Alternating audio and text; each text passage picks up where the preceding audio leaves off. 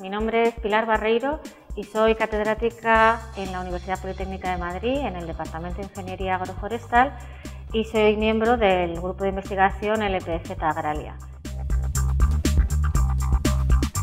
Lo primero que hay que plantearse cuando uno desea desarrollar un instrumento es que ese instrumento se va a utilizar para medir un atributo, y ese atributo es un atributo que es percibido por el consumidor.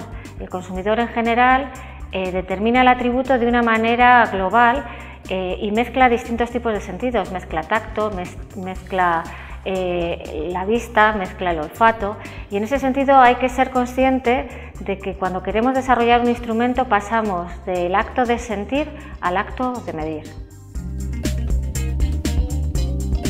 Por tanto, lo primero que hay que establecer es cuál es la cualidad que se desea medir. La cualidad es un atributo no mensurable, por ejemplo la firmeza, por ejemplo el sabor, el dulzor. Y lo segundo que hay que plantearse es cuál es la magnitud más adecuada para estimar o para determinar esa cualidad. Cuanto más distancia exista entre la magnitud que hemos elegido y la cualidad que queremos estimar, pues más problemas podemos encontrar a la hora de hacer la determinación.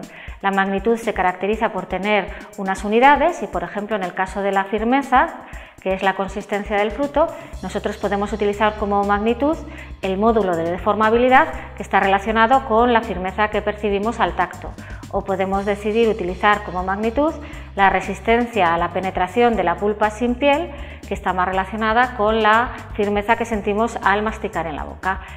Una vez que ya tenemos cualidad y magnitud, necesitamos un ensayo, que es la metodología y el instrumento que vamos a utilizar. Por ejemplo, en el caso de la firmeza puede ser el ensayo Magnus-Taylor de penetración con un vástago cilíndrico, o puede ser el ensayo de firmeza con el Durofel. En el caso del dulzor, por ejemplo, podemos tomar la determinación de utilizar la magnitud, que es la concentración de sólidos solubles en el jugo, y para ello podemos utilizar una refractometría, es decir, el índice de refracción. Para medir la jugosidad podemos utilizar como medida la jugosidad libre, que se mide de manera dimensional como centímetros cúbicos partido por centímetros cúbicos, con el aparato Xilofel.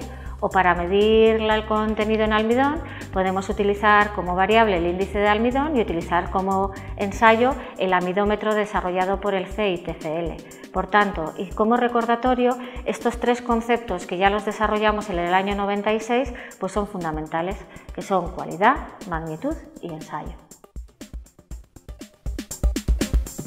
Si ya hablamos del proceso de instrumentación, tenemos que tener en cuenta que puede haber dos vías. Nosotros podemos querer desarrollar un instrumento nuevo para algo en lo que no existía referencia instrumental, y en ese caso pues tenemos que recurrir a la forma de percepción humana.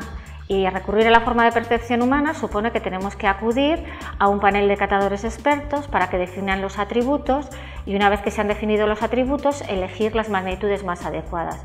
Un ejemplo que ha sido característico durante muchos años ha sido la definición de la harinosidad en la manzana, que se definió como un parámetro complejo a partir de tres paneles de catadores expertos, uno en Holanda, otro en España y otro en Inglaterra, y se definió como el ablandamiento con pérdida de crujientez y ausencia de jugosidad, de tal manera que se eligieron tres instrumentos distintos que medían cada uno de esos tres factores.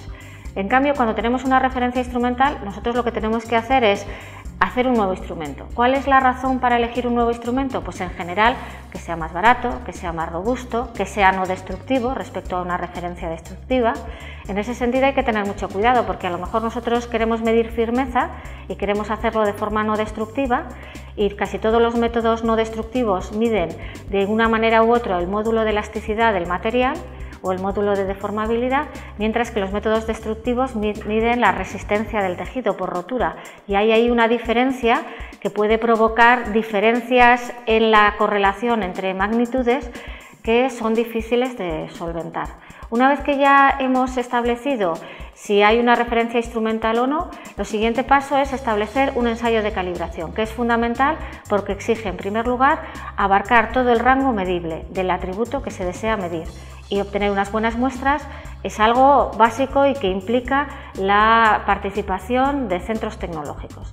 El siguiente paso es, una vez que se ha visto que el método es viable, es construir un prototipo. Y una vez que se ha construido un prototipo, hay que dar una escala. Y este aspecto es muy importante, porque veamos, un ser humano no percibe la calidad igual en todo el rango de medida de un instrumento. A un ser humano le puede parecer muy importante el rango que va de 14 a 16 grados Brix de sólidos solubles, pero no está interesado por debajo de 11 grados Brix ni está interesado por encima de 20 grados Brix. Por tanto, no tiene sentido utilizar todo el rango que da el instrumento y hay que utilizar una escala no lineal que se adapte a la zona de medida del ser humano. De la misma manera que un estudiante solo está interesado en saber si pasa del 4 al 5, pero si está entre el 1 y el 2 no está interesado. Bueno, pues ese factor de escala es muy importante. Una vez que tenemos el prototipo, hacemos un ensayo de validación que puede dar lugar a distintos procesos de retroalimentación hasta obtener la respuesta adecuada y finalmente tenemos que establecer los valores de referencia. Los valores de referencia son fundamentales porque son los que van a determinar que un agricultor o que un cooperativista, cuando comercialice un producto, sepa que lo que está dando tiene la cualidad adecuada. Si yo digo que tiene 40 Newton Magnus Taylor, sabe que está duro. Si es menos de 10 Newton Magnus Taylor, sabe que está muy blando. Y eso es fundamental.